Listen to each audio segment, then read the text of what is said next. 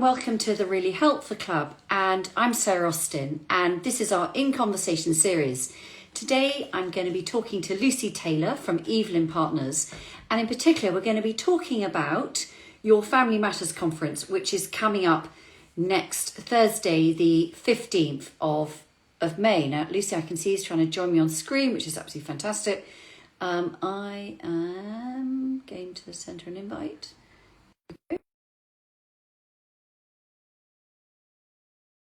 And so to just give you a little bit about Family Matters, just before Lucy comes up on stage. There we go. She's there. She's good. Great. Didn't even have to talk about it at all. Hello. Morning. How are you, Lucy? Hello. Good. Looking lovely and sunny, and a beautiful painting in the background. That's really nice. Oh, thank you. We're in France actually with the painting. You can't quite see the flags, but the flags are up Lovely. at the top. Very nice. Well, it's really seaside, bright and sunny and fitting the mood. So, Yeah. Lucy, all I've said so far is going to chat to Lucy Taylor. This is part of our In Conversation series, which I mean, I know you've spoken to me before, and we love this series because we do two things with this. This is where we shine the spotlight on the person who's behind the business, what they do, what drives them, what motivates them. But we also take the opportunity to talk about something where we are working with that person, doing something with them, perhaps an event. And in your case, obviously you're involved in our conference next week.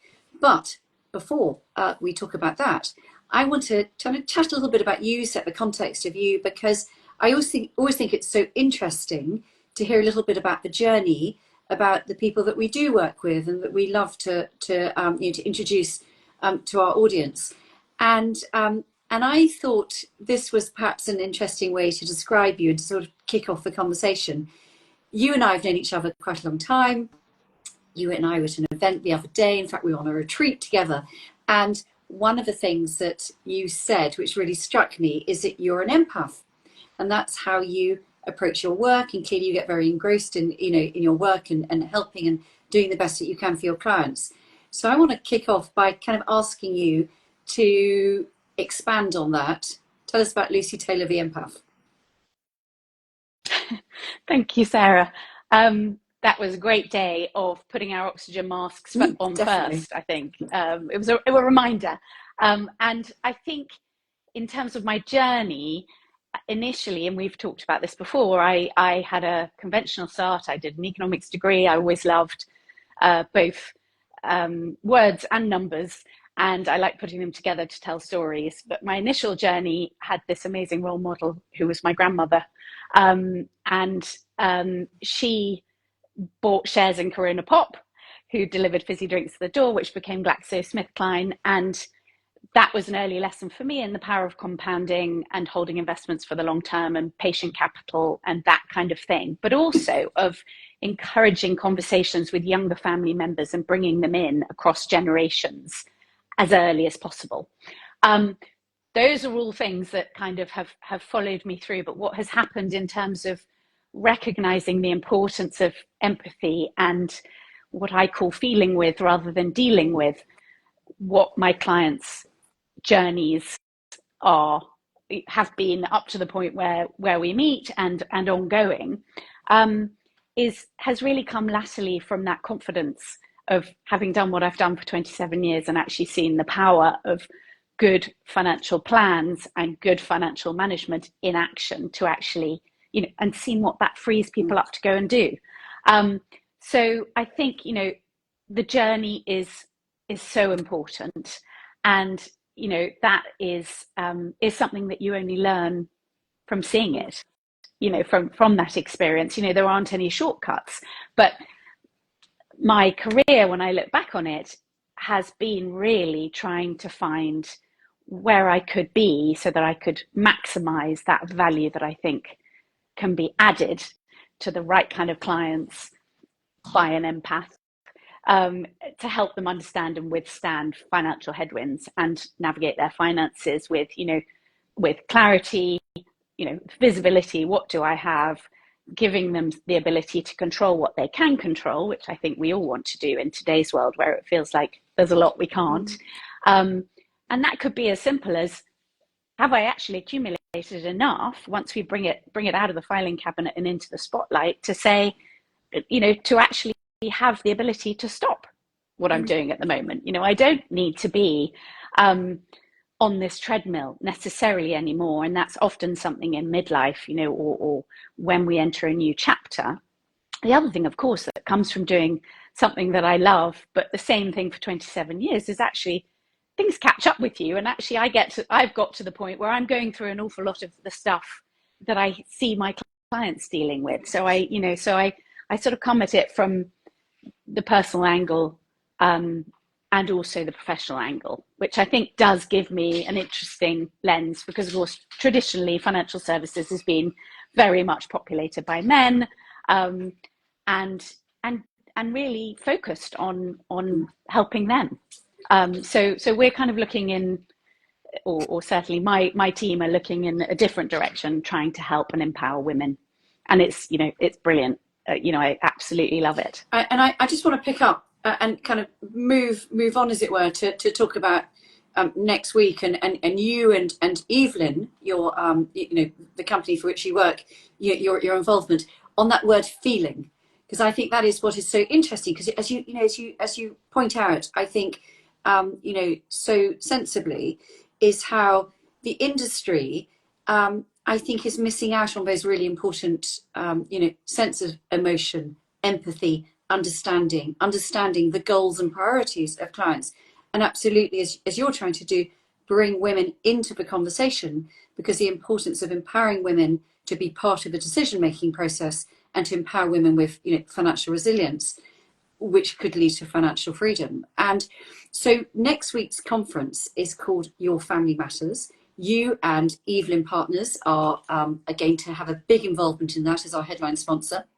And so when we choose the titles to our conferences, we actually think really carefully about the words, and quite often they're a play on the words, and because I think that they can have a really big meaning in sort of some directions to other people, and some things can mean something to someone and then mean something to someone else.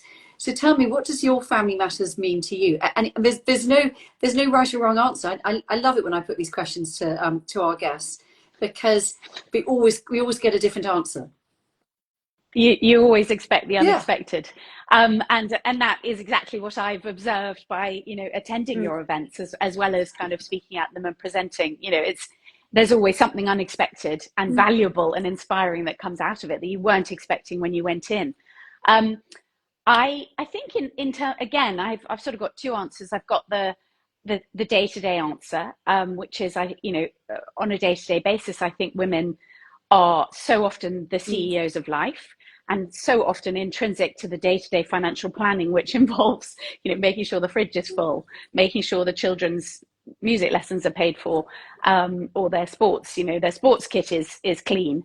But they very often, from what we see, very often, and I'm guilty of it, as well, probably not so much on the financial side, but neglecting other elements of my life because of the fact that everyone else comes first. And that's where our retreat was so brilliant. But it's often not until they're in their 50s or 60s or nearing retirement, or one of life's curveballs, as I call them, comes along, that actually women give their finances the attention they need to give, and don't hand them over to someone else to organize for them. Because I don't mean someone like me. Obviously, please feel free to do that. But I mean, a husband or a partner or a family member. Because actually, if for whatever reason that person is no longer there, you have to be able to stand on your own 2 feet, financially and otherwise. And really, that's, I think, Your Family Matters to me is, we do so much, we multitask, we are caring for everyone else. And I think there's a common misconception that someone will financially care for you ultimately. But actually, that isn't necessarily, sadly, that isn't necessarily always the case. And I talk a lot, even with, younger female members of my team, I talk a lot about the fact that, running away fund is absolutely crucial to everyone. That is something that actually gives you the ability to make a choice to not be in this flat with the awful flatmate, or in this job that you don't like, or whatever it is, to not be stuck. It's, money is a means to an end, and it can absolutely be used to give you freedom, but you need to think about, you know and that end itself is different for different people, but you need to get ahead of the fact that at some point something will come and it will unsettle you.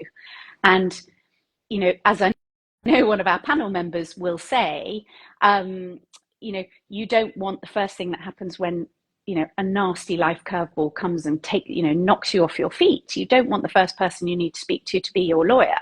You actually want to have that time with your family and your friends, to process. You don't want to be in a position where you have to go into crisis management mode. And actually, not just because of this backdrop. I was reflecting on, the sort of dual aspect of what I do, being a person navigating my own life and also an investment manager who is trying to navigate the financial world and make sense of it in the very predictably unpredictable world that Donald Trump has brought to the fore for us in the last month only. But actually, the big news in my investment world is the retirement of a gentleman called Warren Buffett at the ripe old age of 94, who is arguably the world's most successful investor. He runs, an investment juggernaut called Berkshire Hathaway, which is now worth £870 billion. And he has left the investment world with lots of wonderful quotes, but one I think is particularly apt here, which is, "Only when the tide goes out do you discover who's been swimming naked." And I was thinking about that. And obviously, we've had a tide of monetary stimulus since the global financial crisis. And there's all sorts of, financial curveballs that have been thrown at us all. That obviously is where we come in to try and help navigate. But, if you think of life events and life curveballs as waves, we want to be able to help. And my other panel, my wonderful panel, are all connected by the fact that we want to help our clients to be able to let those waves, when they come, which they will, wash over you rather than knocking you off your feet. And also at the same time enable you to see this new chapter as an evolution, not something you've been bounced into. So, and perhaps even to feel snug in your well-fitting wetsuit at the time that the wave comes along and crashes over your head. So, without getting too over into my seaside metaphor, I really think that what we're going to be talking about is so key, and there will be different things from the panel experts that resonate with different people. But, ultimately, the Evelyn Partners mission with the female clients we work with is to build that financial strength, help to build that technical knowledge so that you feel confident, you feel that you're financially strong, which is different from actually being financially strong, because actually I have plenty of very successful working female clients who are so busy working, they haven't actually ever paused and looked at what they've accumulated in their pensions. And, we can sometimes be in the wonderful position of saying to them, look, if it all gets too much and you're fed up with the commute, or you're fed up with all the board meetings, or whatever it is, you don't actually need to be doing this. You could retire and live till you're 110. So if you're confident that you're okay with that, you could stop tomorrow. And that's can be transformational. Very often they don't, but they know they have a choice. And that's a huge privilege to be in those meetings and to be, party to those sort of amazing conversations. Shoulder drop a moment. Empowering stuff, isn't it? Could I hear a dog in the background? Yes, sorry. And well, thank you, Lucy, for sharing that, and thanks to the dog for coming in with their thoughts. I think it's going to be a fascinating panel that you're going to lead, and I'm not going to give any more spoilers about your panel discussion because I think you've shared enough about it. But for anybody that is thinking about coming, here's the details. And this is why, if you're thinking about coming, you really jolly well need to hurry up and book your tickets. And then you get a chance to meet Lucy, meet some of her colleagues from Evelyn, and also to meet this fabulous panel that she has been just talking about. And so it's at Roehampton Club in just near Putney and Barnes in SW15 in London. It's on Thursday, the 15th of May.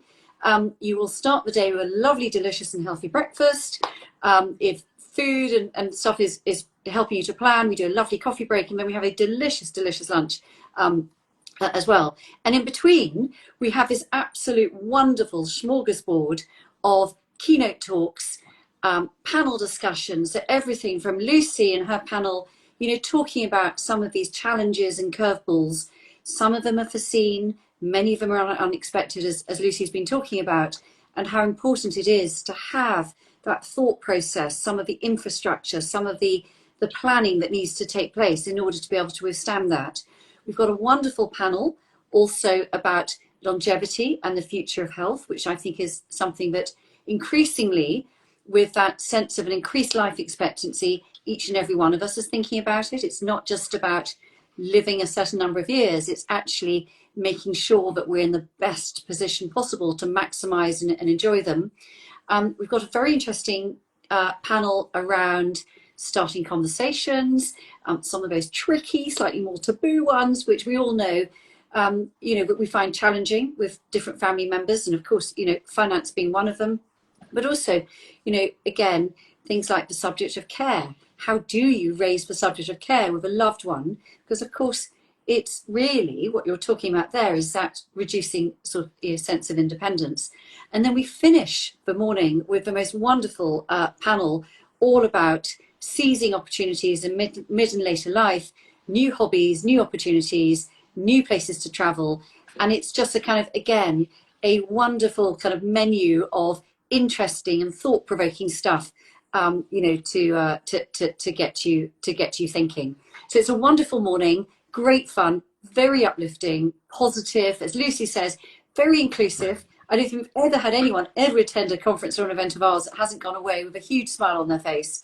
And so if you're thinking about coming, what we always say is don't have regrets, clear your diary, book your ticket, and please come and meet Lucy and her colleagues and hear more about the way in which they can help you to take the stress out of your life.